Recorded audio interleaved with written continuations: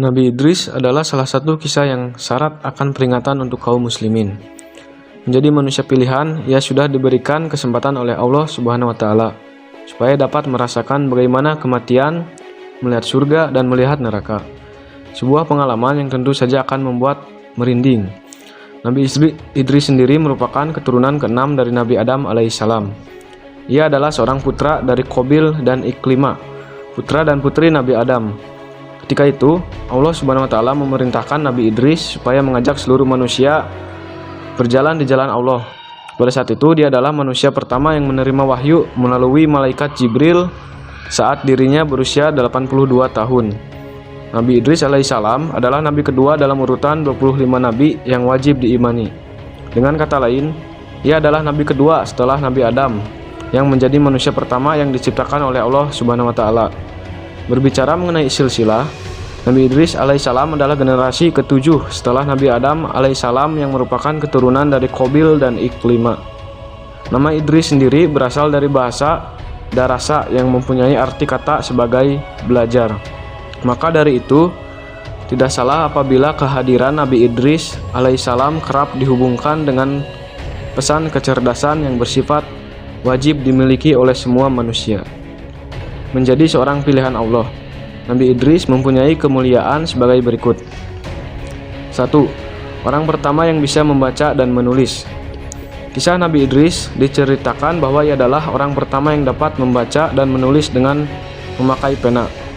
Lewat lembaran petunjuk Allah Subhanahu wa taala yang berbentuk 30 buah Sofiyah, ia kemudian menyampaikan dakwah kepada seluruh umatnya. Selain mempunyai kemampuan dalam membaca dan menulis, Nabi Idris juga diakui menjadi seorang nabi yang sangat rajin dan gemar belajar, karena cukup aktif dalam mempelajari sejumlah hal dan secara konsisten melakukannya. Ilmu pengetahuan pun bisa didapatkan oleh Nabi Idris. 2. Memiliki pengetahuan buku adalah gudang dan sumber ilmu pengetahuan. Sepanjang masa Nabi Idris alaihissalam memiliki berbagai pengetahuan. Salah satunya adalah tata cara merawat kuda, paham mengenai ilmu perbintangan atau falak, dan juga pintar dalam berhitung. Bahkan, salah satu penelitian mengatakan bahwa Nabi Idris merupakan salah satu penggagas ilmu tertua di bumi, yaitu ilmu falak. 3. Memiliki derajat yang tinggi manusia yang ditinggikan derajatnya. Lewat surat Maryam ayat 57, dikatakan bahwa Nabi Idris alaihissalam tersebut memiliki martabat yang tinggi. Dengan kata lain, ia juga mempunyai derajat yang sangat tinggi selain menjadi seorang nabi yang soleh. Pada akhirnya Allah menempatkan Nabi Idris ke dalam golongan tersebut, supaya bisa mempunyai derajat yang tinggi layaknya Nabi Idris alaihissalam. Ada 3 kunci utama yang dapat dilakukan oleh manusia saat ini. Mulai dari keimanan kepada Allah Subhanahu wa taala, berhijrah dengan meninggalkan semua bentuk yang dilarang, dan berjihad atau bersungguh menuju ketaatan kepadanya. Nabi Idris ingin melihat surga dan neraka. Suatu ketika, Nabi Idris dan malaikat Israil sedang beribadah bersama. Kemudian Nabi Idris mengajukan permintaan unik kepada malaikat Israil. Nabi Idris, apakah kau bisa membawaku melihat indahnya surga dan dahsyatnya api neraka, wahai malaikat Israil? Malaikat Israil, wahai Nabi Allah, lagi-lagi permintaan darimu sungguh aneh. Mengapa kau meminta hal itu? Bahkan para malaikat pun takut melihat neraka, tetapi kau malah memintanya.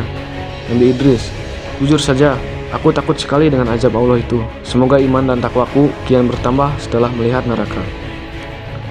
Pertama, kisah Nabi Idris melihat neraka. Mereka kemudian pergi untuk melihat neraka.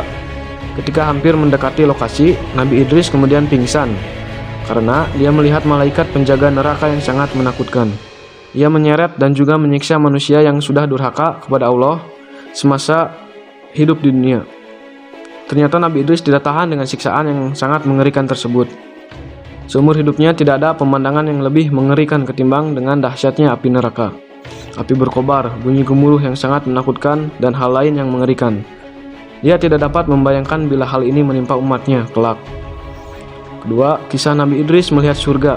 Kemudian malaikat Israil mengantarkan Nabi Idris ke surga. Di tempat terindah ini, Nabi Idris juga nyaris pingsan, akan tetapi bukan karena takut atau melihat yang menakutkan. Tapi dia sangat takjub dan terpesona dengan berbagai keindahan yang tampak di depan mata.